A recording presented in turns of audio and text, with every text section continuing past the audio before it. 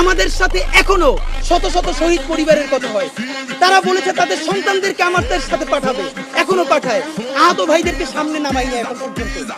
সর্বশেষ ভদ্রতার সাথে হাতে পায়ে ধরে বলতেছি, এরপরে ভদ্রতাও থাকবে না, সভ্যতাও থাকবে না। বাথরুম পরিষ্কার করার ঝাড়ু স্যান্ডেল নিয়ে কিন্তু রাস্তায় নামবে। যদি আমাদের জীবনই চলে যায়, শহীদদের পরিবারে যদি আবারও গণহত্যা চালানো হয়, একটা কথা বলি, আপনারা সবাই আমাদের ভাই। জুলাইয়ের সাথে যদি গাদ্দারি করেন, আমার বাপেও আমার বাপ না, আমার মা আমার মা না, আমার সন্তান না। আমরা শহীদ পরিবারের সাথে ওয়াদা করেছি, কমপক্ষে 20 জন মা আমাদের মাথায় হাত রেখেছে। শহীদ আবু সাঈদের মা রেখেছে, শহীদ আব্দুল্লাহ বিন জাহিদের মা আমাদের মাথায় হাত রেখেছে।